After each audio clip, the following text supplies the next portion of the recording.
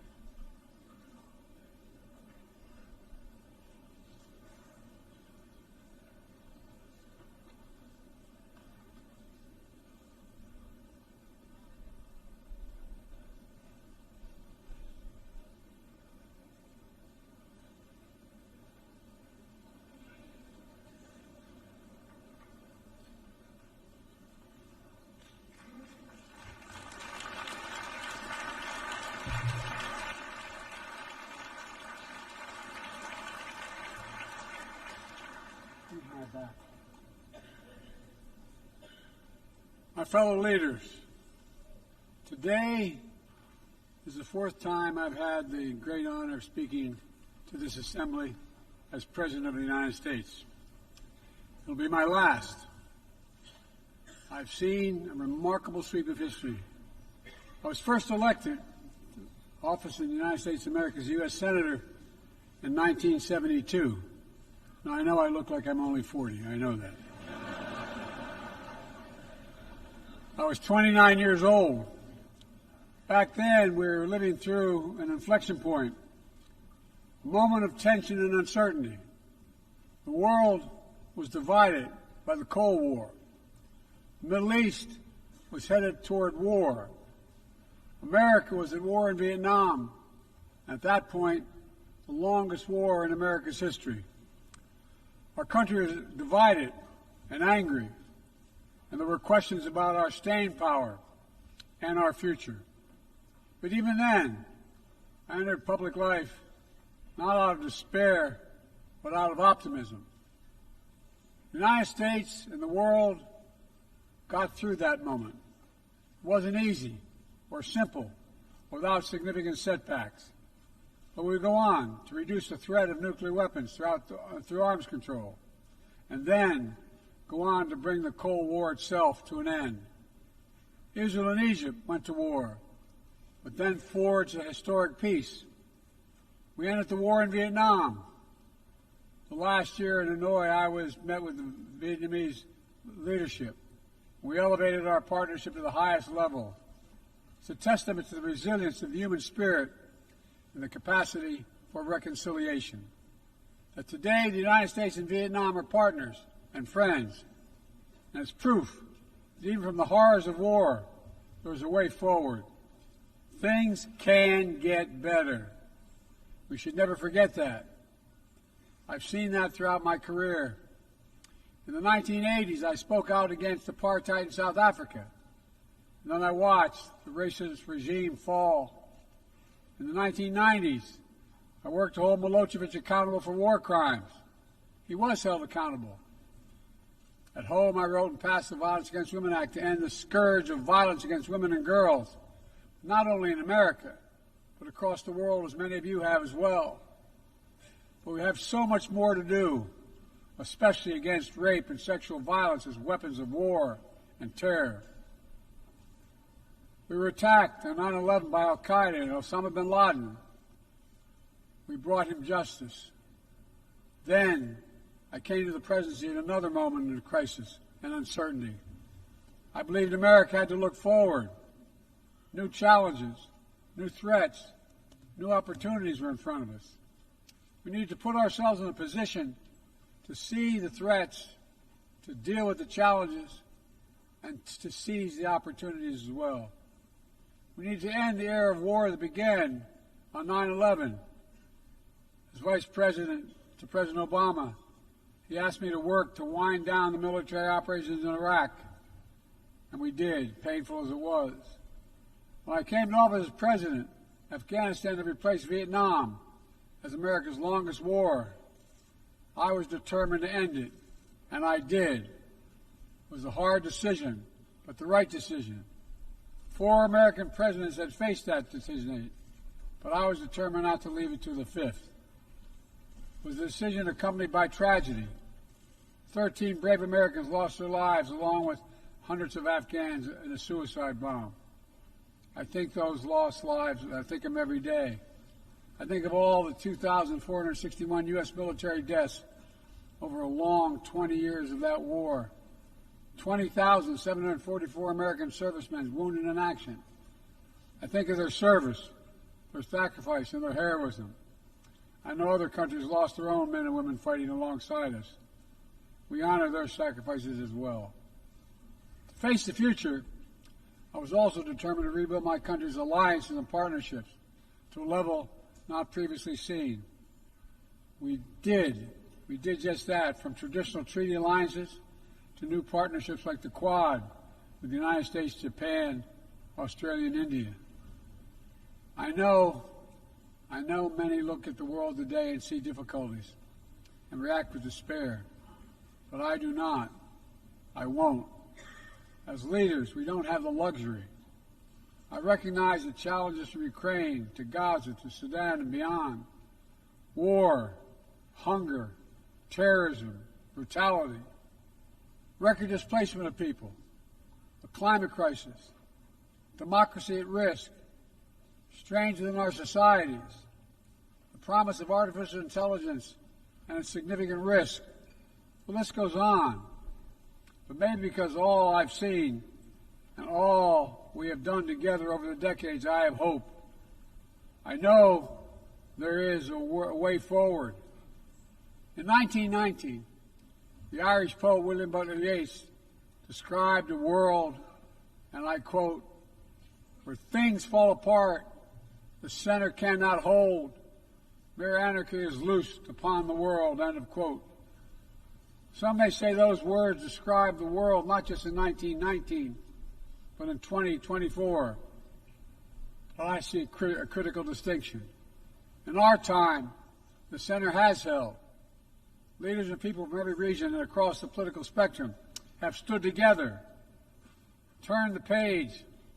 We turned the page in the worst pandemic in a century. We made sure COVID no longer controls our lives. We defended the UN Charter and ensured the survival of Ukraine as a free nation. My country made the largest investment in climate, clean energy, ever anywhere in history. There will always be forces that pull our countries apart and the world apart. Aggression, extremism, chaos, and cynicism. A desire to retreat from the world and go it alone.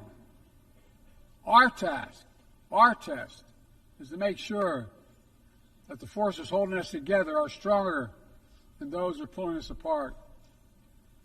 That the principles of partnership that we came here each year to uphold can withstand the challenges. That the center holds once again.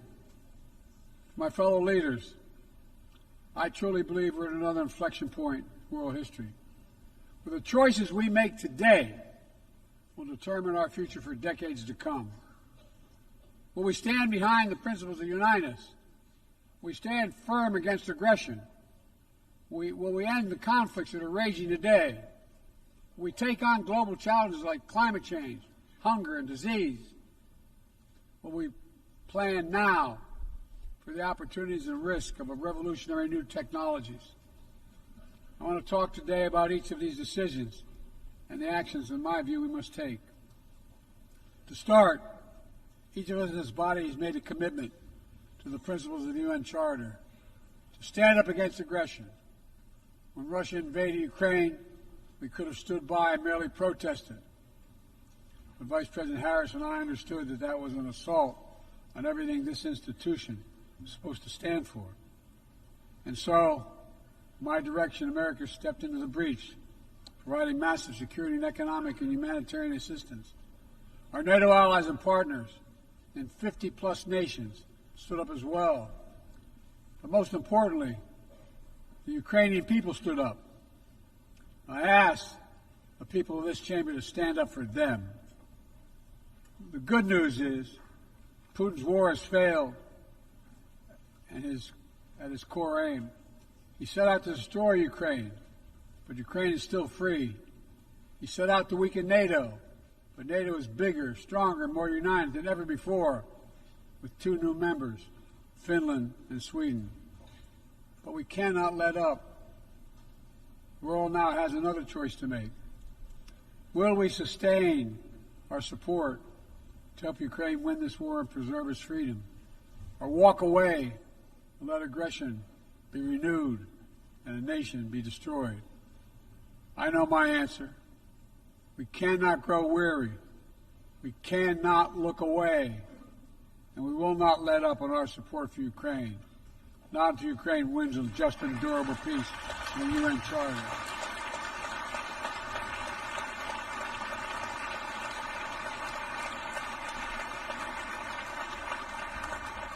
We also need to uphold our principles as we seek to responsibly manage the competition with China so it does not veer into conflict. We stand ready to cooperate on urgent challenges for the good of our people and the people everywhere. We recently resumed cooperation with China to stop the flow of deadly synthetic narcotics. I appreciate the collaboration. It matters for the people of my country and many others around the world. On matters of conviction, the United States is unabashed, pushing back against unfair economic competition, against military coercion of other nations in the South China Sea, and maintaining peace and stability across the Taiwan Straits, and protecting our most advanced technologies so they cannot be used against us or any of our partners. At the same time, we're going to continue to strengthen our network of alliances and partnerships across the Indo-Pacific. These partnerships are not against any nation. They're building blocks for a free, open, secure, and peaceful Indo-Pacific. We're also working to bring greater measure of peace and stability in the Middle East. The world must not flinch from the horrors of October 7th.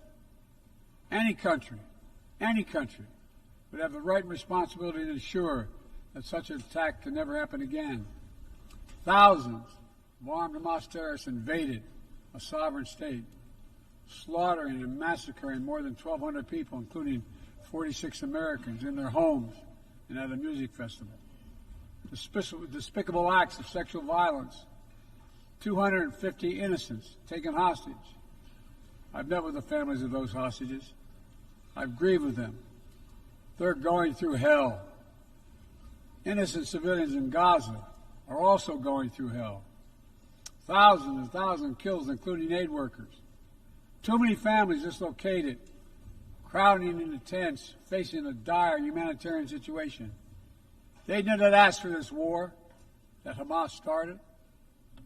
I put forward with Qatar and Egypt a ceasefire and hostage deal. It's been endorsed by the UN Security Council. Now is the time for the parties to finalize its terms, bring the hostages home, ensure security for Israel and Gaza free of Hamas' grip, ease the suffering in Gaza, and end this war. On October 7th,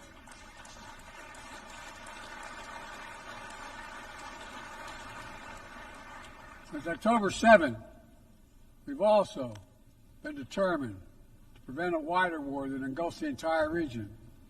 Hezbollah, unprovoked, joined the October 7th attack, launching rockets into Israel. Almost a year later, too many on each side of the Israeli-Lebanon border remain displaced. Full-scale war is not in anyone's interest. Even as the situation has escalated, a diplomatic solution is still possible. In fact, it remains the only path to lasting security to allow the residents from both countries to return to their homes and the border safely. And that's what we're working tirelessly to achieve. As we look ahead, we must also address the rise of violence against innocent Palestinians on the West Bank and set the conditions for a better future, including a two-state solution where the world where Israel enjoys security and peace and full recognition and normalized relations with all its neighbors, where Palestinians live in security, dignity, and self-determination in a state of their own.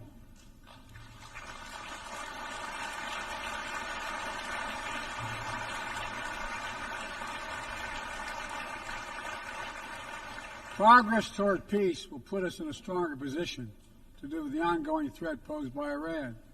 Together we must deny oxygen to its terrorist proxies, which have called for more October 7th and ensure that Iran will never, ever obtain a nuclear weapon.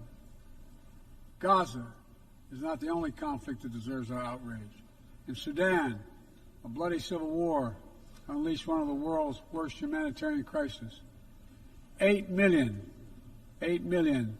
on the brink of famine. Hundreds of thousands already there. Atrocities in Darfur and elsewhere. The United States has led the world in providing humanitarian aid to Sudan.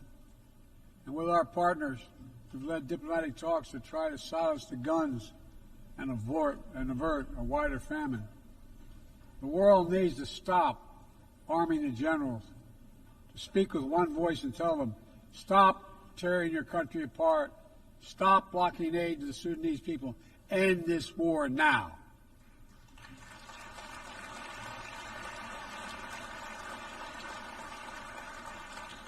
But people need more than the absence of war. They need a chance to live in dignity. They need to be protected from the ravages of climate change, hunger, and disease. Our administration has invested over $150 billion to make progress and other sustainable development goals. It includes $20 billion for food security, over $50 billion for global health. We've mobilized billions more in private sector investment. We've taken the most ambitious climate action in history. We've moved to rejoin the Paris Agreement on day one. And today, my country is finally on track to cut emissions in half by 2030. On track to honor my pledge to quadruple climate financing to developing nations with $11 billion thus far this year. We've rejoined the World Health Organization, donated 700 million doses of COVID vaccine to 117 countries. We must now move quickly to face Mpox outbreak in Africa. We're prepared to commit $500 million to help African countries prevent and respond to Mpox and to donate 1 million doses of Mpox vaccine now.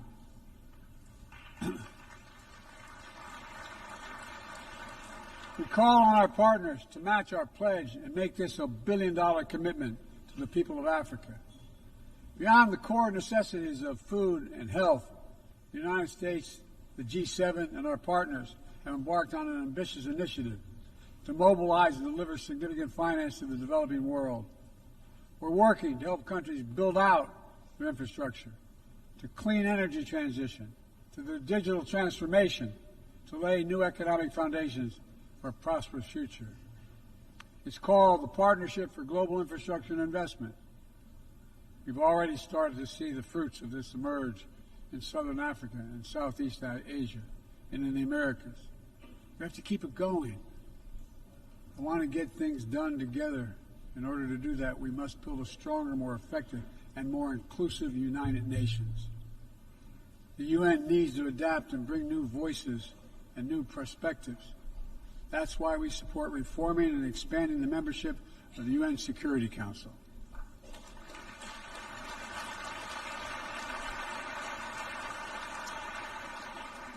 My UN ambassador just laid out our detailed vision to reflect today's world, not yesterday's. It's time to move forward. The Security Council, like the UN itself, needs to go back to the job of making peace, of brokering deals to end wars and suffering.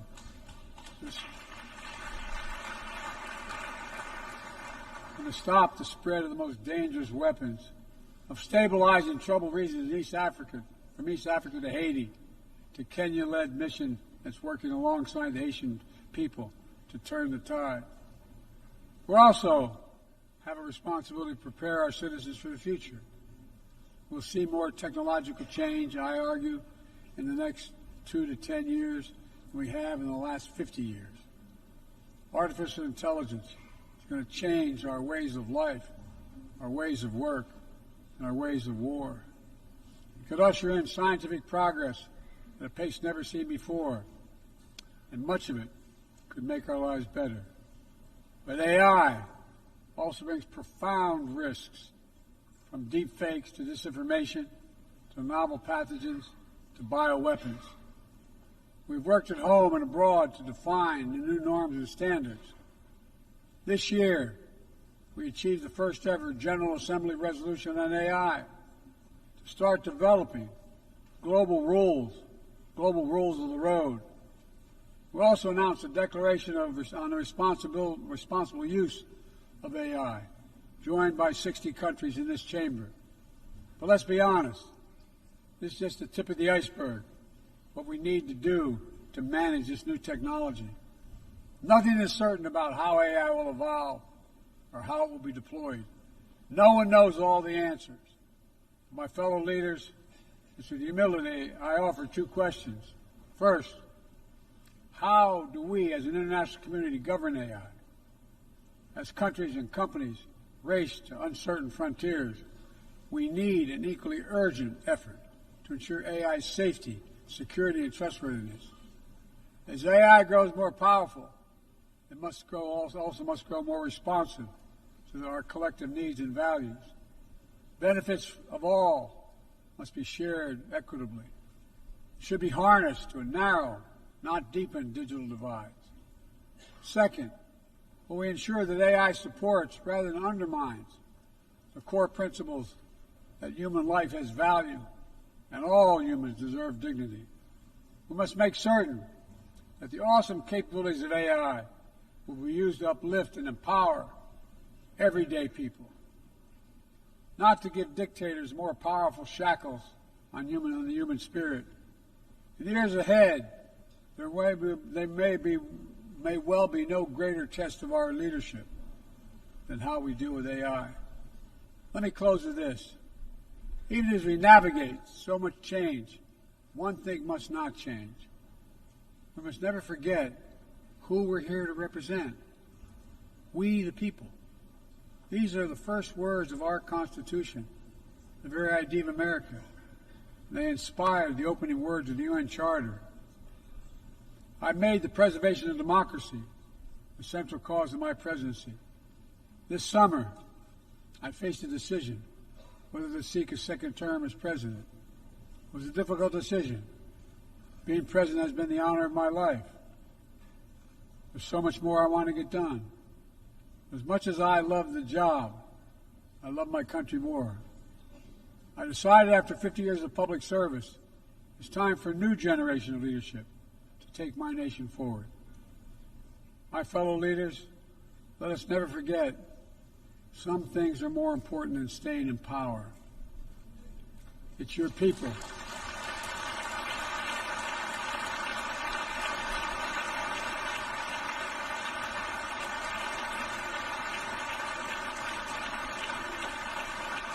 It's your people that matter the most. Never forget, we are here to serve the people, not the other way around. Because the future will be won by those who unleash the full potential of their people, to breathe free, to think freely, to innovate, to educate, to live and love openly without fear. That's the soul of democracy. It does not belong to any one country. I've seen it all around the world, in the brave men and women who ended apartheid, brought down the Berlin Wall, fight today for freedom and justice and dignity. We saw it, that universal yearning for rights and freedom in Venezuela, where millions cast their vote for change that hadn't been recognized. But it can't be denied. The world knows the truth. We saw in Uganda LGBT activists demanding safety and recognition of their common humanity. We've seen citizens across the world peacefully choosing their future. From Ghana to India to South Korea, nations representing 1/4 of humanity who will hold elections this year alone. It's remarkable, the power of we the people, that makes me more optimistic about the future than I've ever been. Since I was first elected to the United States Senate in 1972, every age faces its challenges. I saw it as a young man. I see it today. But we are stronger than we think. We're stronger together than alone. And what the people call impossible is just an illusion. Nelson Mandela taught us, and I quote, "It always seems impossible until it's done. It always seems impossible until it's done." My fellow leaders, there is nothing that's beyond our capacity if we work together. Let's work together. God bless you all, and may God protect all those who seek peace. Thank you.